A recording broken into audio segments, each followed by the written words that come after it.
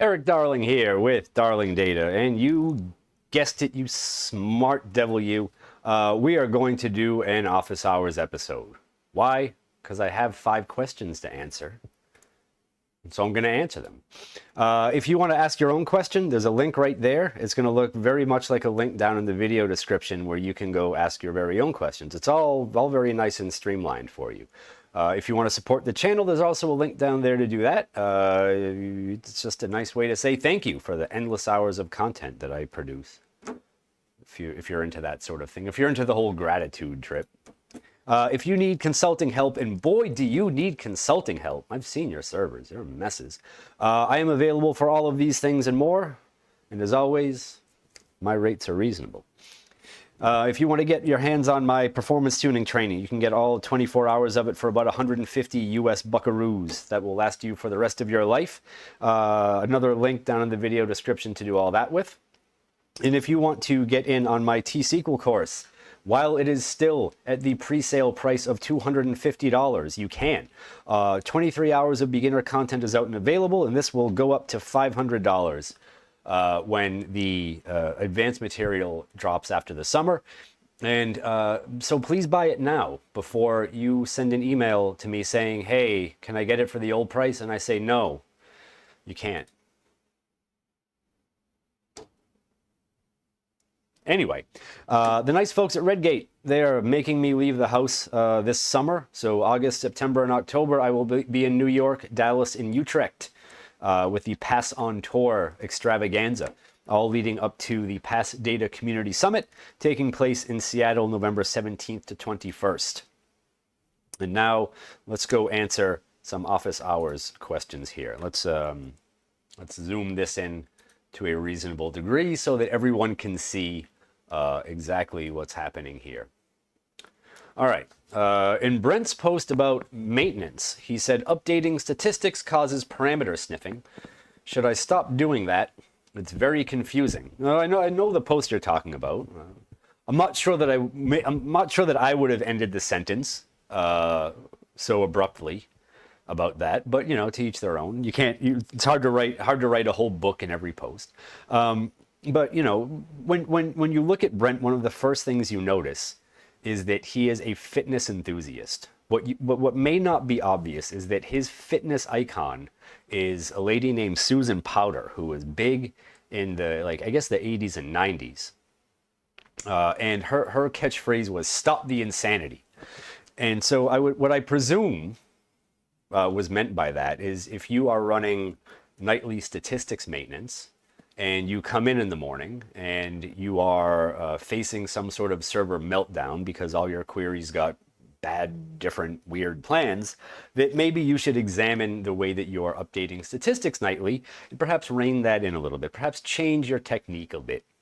I can't tell you exactly what to do because I don't know if you are facing these things, but you know, when you update statistics, you of course invalidate a lot of execution plans. The execution plans become uncached, or however you want to put it, and then SQL Server compiles a new plan based on whatever comes in next.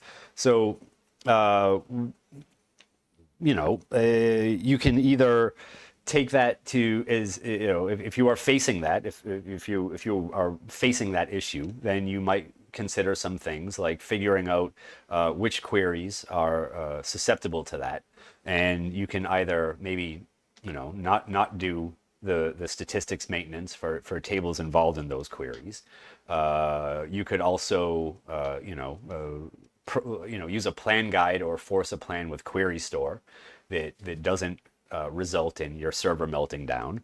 You could, after maintenance, you could run a store procedure or query with the with parameters that get you the execution plan that you want. There are lots of ways to do that don't involve stopping updating statistics wholesale, because if you want to stop that, you would actually have to look at, you know, turning auto update stats off and, you know, some other stuff, which could also cause parameter sniffing. And you know, it's just my general feeling and my general experience is that when the statistics that are a good representation of the data in your tables and indexes is a good thing for SQL Server's query optimizer. So, it's a little tough to balance that with not updating statistics. So, I don't know. Perhaps there will be a clarifying post at some point in the future, but sorry you were confused by something someone else said. Anyway, hi Eric. Hi. You discussed index compression in a YouTube video about 10 months ago. I do not see a video on table compression. What is your professional opinion on table compression, and do you ever use it or recommend it to clients? Thank you, sir. So when you say table compression, I assume you mean that you are talking about applying compression to a heap, since index compression would involve clustered and non-clustered indexes. Both, since they are indexes, and a clustered index makes for a clustered table, not a copy of the table, but the table. So the only thing left is a heap, that is a table without a clustered index. And the answer there is no. And the reason why is because index compression, so just remembering the details of this, for an index, when you apply compression, assuming page compression, then as rows get added in, row compression will be applied, and then when a page is full, then page compression will be applied. That could be, it's a little foggy for me because I haven't looked at that in a long time. But the thing with heaps is that data is not compressed on insert to a heap. You have to rebuild the heap in order to apply it. So usually when I'm talking about heaps with clients, it's not should I add page compression to this heap. It's should this table be a heap? Check yes or check no. If no, then depending on the size of the heap, perhaps we should explore page compression for when we decide on and add a clustered index to that table to make it a clustered table and take away its heapness. So there we go. All right. Another hi, Eric. Look at these polite people. Hi, Eric. Hi, it's me. Oh, that was not a good square. That was covering up all sorts of stuff. All right. What are your thoughts regarding AI and its long-term impact on the DBA world? I used Claude for the first time a month ago. Jeez, late to the game. And I'm now considering retraining to be a plumber. Cheers, Ollie the DBA. Well, maybe we should start calling you Ollie the plumber. So I've talked about this stuff a couple of times in the past, and again with the AI LLM thing, you don't really want to watch where the ball is. You want to watch where the ball's going. And so like right now, if you are a moderate to highly skilled DBA, AI is not going to replace you immediately. Depending on the trajectory of AI, because there are all sorts of variables and factors that are going to play into the trajectory, it could get very good and end up being enough to replace moderate to highly skilled people, or other factors may kick in and it may be less of an impact. So like right now, the things that a lot of AI people worry about is like just as far as like things progressing with it, because like LLMs, like if they like on the current trajectory will just keep getting infinitely better and people will stay about the same. Like what a lot of people is just like, well, it's like high energy expenditure. It costs a lot of money to do all this stuff, and there's not a lot of like return on investment for it. So like there are things that could make AI like stop just infinitely getting better and kind of like crater it off. But then there also might be some things that happen that improve either the energy, cost, things like that, and make it so that there is some return on investment for it. But I think the biggest problem that people are facing right now is that there are a lot of idiots in the world, and a lot of idiots in the world are in charge of people. They are managers, they are executives, they are C-levels, and they are not very highly technical people. And they think that AI and LLMs right now can replace people. And I'm sure that there are some replaceable people in the world. To some degree, everyone's replaceable. But I think that the biggest thing right now is they don't realize how, like, sort of not good, like, AI LLMs are, like, at, like, the deeper level thought. And I know that because when I try to ask an LLM to do deep research, it ends up quoting my blog post back to me. And I'm like, there has to be something better. Like there has to be like better out there. Like why are you coming back to me with my own blog posts? So you know, depends on a lot of stuff. It could, of course, be a real nightmare for people, and it of course could just end up being, you know, sort of I don't know, like slightly better Siri or something. I don't know. It does depend a bit on a lot of things, but really the worst part about it is the higher ups thinking that it's way more capable than it is.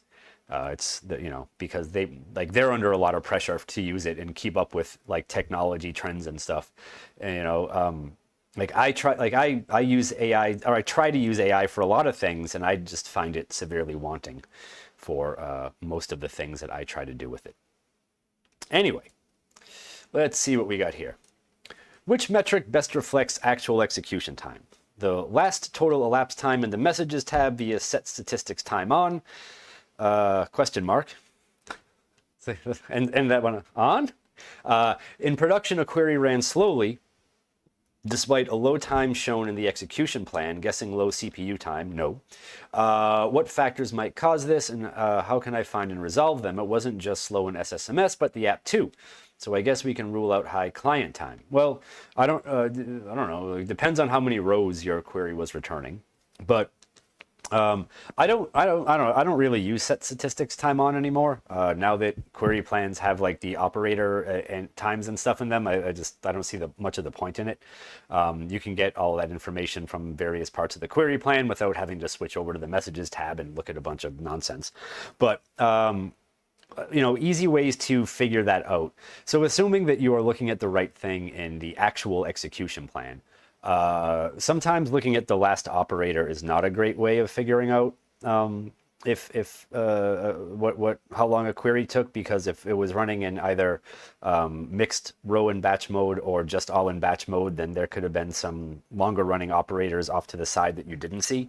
So if you right click on the root of any query plan, the actual execution plan rather, there will be an actual time statistics thing in the properties window, and that will tell you the CPU and elapsed time of the query.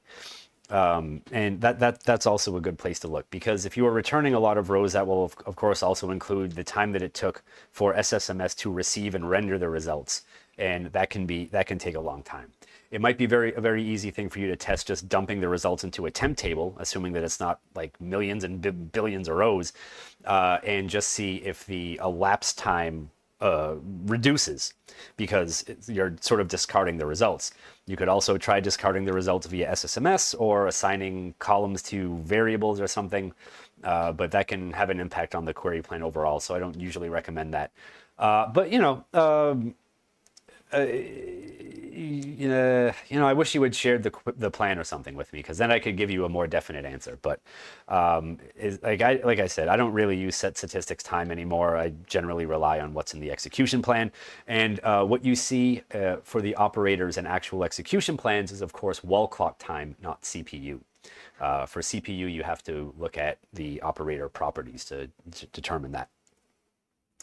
All right, last question here. I've been watching your T-SQL beginner content, and it's really great. Oh, thank you. Oh, what a sweetie you are. These polite people with their hierarchs and their compliments. I thought I was more advanced, but I'm learning a lot of surprising things. Well, surprises abound with T-SQL. It's actually what the S in SQL is. Surprise! I can't imagine what the advanced content will look like. How do you remember all this stuff? Well, most of the time I don't. Like a lot of people who work in tech, I have no internal dialogue or biographical memories. So I write a lot of stuff down, and that's generally how I am able to remind myself of things, if perhaps I have forgotten something. But a lot of it is just the fact that I do it all day, every day. And the more you do stuff all day, every day, the more you remember, kind of. The more kind of just sticks with you, becomes kind of muscle memory with things, and it becomes harder to, or I don't know, I would say, no, I don't want to say it becomes harder to forget, because, man, there's always a way to forget. But, it does become a bit easier to have these things in the front of your mind rather than having them fly out of your ears. Anyway, that's 5 questions. Thank you for watching. I hope you enjoyed yourselves. I hope you learned something, and I will see you in the next video tomorrow. All right. Good night. I love you.